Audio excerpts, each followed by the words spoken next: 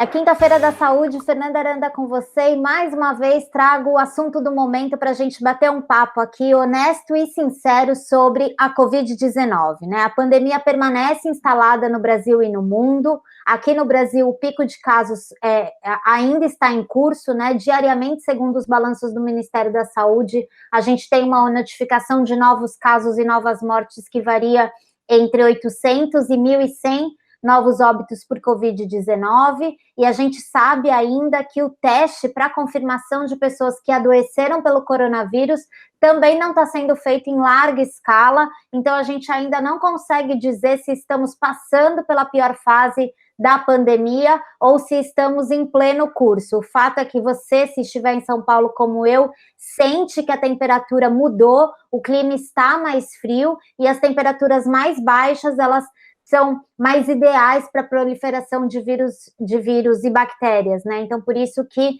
as medidas de cuidado permanecem em curso e você não deve abrir mão das medidas de higiene e de proteção e principalmente de reforço à imunidade. Quero falar com você que, óbvio, você está vendo que no centro do debate, né, numa espécie de braço de ferro, estão os medicamentos, né, cloroquina e hidroxicloroquina as principais, mas existem outras armas aí lançadas pela indústria farmacêutica que estão sendo debatidas como soluções para essa questão da Covid-19. É óbvio que aqui na Jolivie a gente permanece reforçando que, sim, os remédios químicos, eles têm uma serventia desde que usados de forma pontual e com acompanhamento médico, mas a gente está vendo que, como a ciência está sendo feita em tempo real, a gente ainda não tem uma resposta segura sobre a eficácia desses medicamentos que estão sendo apontados como soluções para a Covid-19, e principalmente os médicos ainda não têm certeza sobre qual é o protocolo que deve ser usado. Se é no início dos tratamentos, se é quando o paciente já agrava.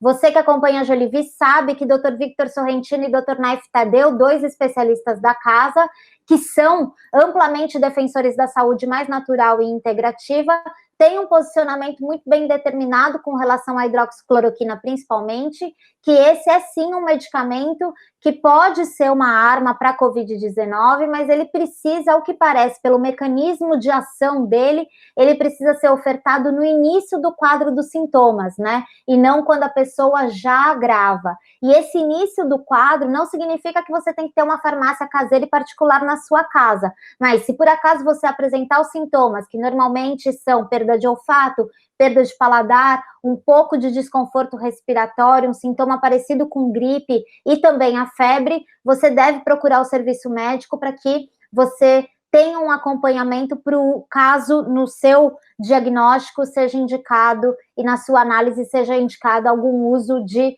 medicação química. Mas é verdade também que toda vez que a gente tem uma arma da indústria farmacêutica sendo apontada para a solução de alguma doença, a gente precisa ficar muito atento sobre quais são os interesses que regem a indústria farmacêutica, né? E a indústria farmacêutica e dos governos e dos protocolos e tudo mais. Porque é verdade também que a própria pandemia da Covid-19 nos ensinou que estamos adoecendo mais porque já estávamos muito doentes, né? Já estávamos desnutridos, já estávamos diabéticos, já estávamos obesos, já estávamos com a pressão alta, e todo esse combo de um adoecimento prévio à pandemia, né? Prévio à infestação pelo novo coronavírus, nos deixou como uma espécie de bomba relógio, que ao sermos contaminados por um novo vírus, que a gente não tinha um anticorpo específico para combatê-lo, a gente adoeceu. E a gente adoeceu e adoeceu muita gente ao mesmo tempo, que também projetou um colapso no sistema de saúde que não tem condição para dar conta de todas essas pessoas. Então, o que somos hoje, né? Somos doentes crônicos que não estamos dando conta de combater uma infecção aguda. E é sobre isso que eu queria falar com você, porque essa pandemia que a gente está aprendendo agora, ela pode ser resultado de uma epidemia anterior que quase ninguém falava sobre. E que epidemia é essa que eu estou falando? Eu estou falando sobre a epidemia da deficiência de vitamina D3. sim, a vitamina D3, que você já sabe que ela é um hormônio, ela está em doses inadequadas em mais de 90% da população, especialmente a população que já passou dos 60 anos, né?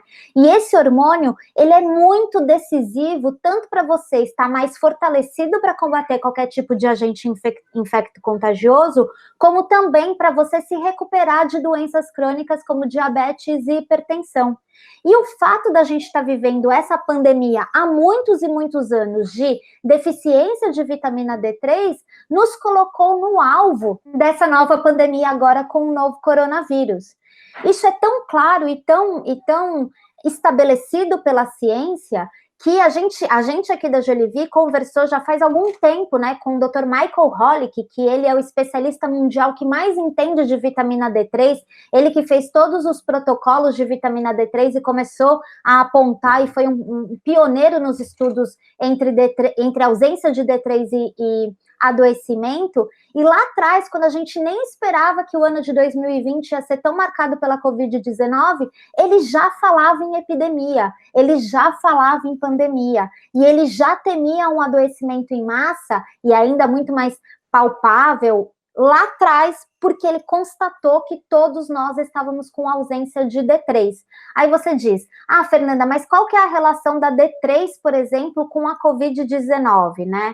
Sim, você já viu aqui na nossa casa que ela tem tudo a ver com a nossa capacidade de combater vírus e bactérias, mas um estudo muito recente feito nas Filipinas, esse estudo é muito emblemático, ele avaliou 212 pacientes que foram infectados pelo novo coronavírus, né? E nesses 212 pacientes, eles conseguiram dividir aqueles que tinham baixa dosagem de vitamina D3 na corrente sanguínea e aqueles que tinham dosagens chamadas ideais de vitamina D3 no sangue. E olha a constatação desse estudo. Aqueles que tinham dosagem baixa de D3 na corrente sanguínea, mais de 70%, 72% apresentaram manifestações mais graves da Covid-19. E aqueles que tinham dosagem ideal de D3 no corpo, 7% apenas apresentaram manifestações mais severas de Covid-19. Uma diferença entre 70% e 7%. É muita coisa, né? É muito poder e muita necessidade de vitamina D3 que a gente tem. Mas, para te mostrar a importância desse nutriente, para que você fale com o seu médico, com as pessoas que te atendem, e até para que você converse sobre isso no seu grupo de WhatsApp com os amigos, eu vou agora chamar um trechinho da entrevista que a gente fez com o Michael Holick, para que você entenda que lá atrás ele já falava que era uma pandemia, e como esse hormônio e essa vitamina se relaciona com todas as partes do nosso corpo. E depois que você assistir, não deixa de compartilhar esse vídeo e de se inscrever no nosso canal. Fico por aqui, tchau, até a próxima quinta-feira.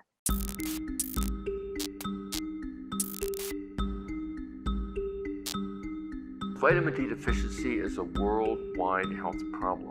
It's estimated on average 30% of children and adults worldwide are vitamin D deficient, 60% are deficient or insufficient.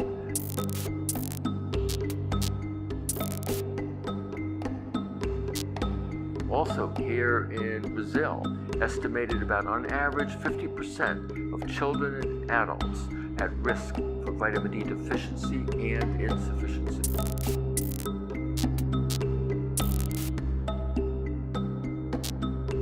Vitamin D is very important from health until death. There's very good evidence that heart disease is associated with vitamin D deficiency.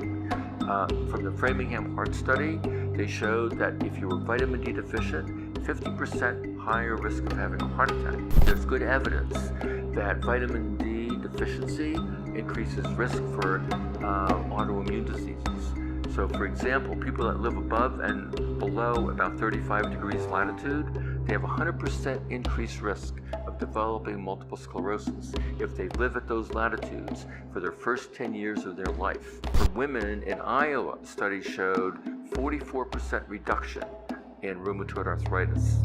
And they also showed that it reduced risk of infectious diseases in healthy adults by as much as 40 to 50%. Also, Alzheimer's disease, schizophrenia, as well as depression have been associated with vitamin D deficiency. And that's because you have vitamin D receptor in your brain, and your brain activates vitamin D, so it plays a very important role in brain health and how people feel.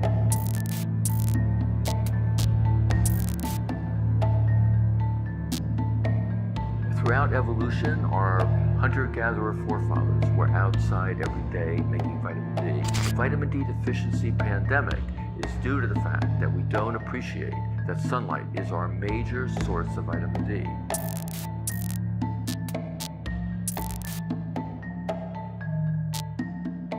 And so the problem, of course, is that time of day, season of the year, latitude, degree of skin pigmentation, all influence vitamin D production. You basically cannot make any vitamin D until about 10 a.m. until 3 p.m.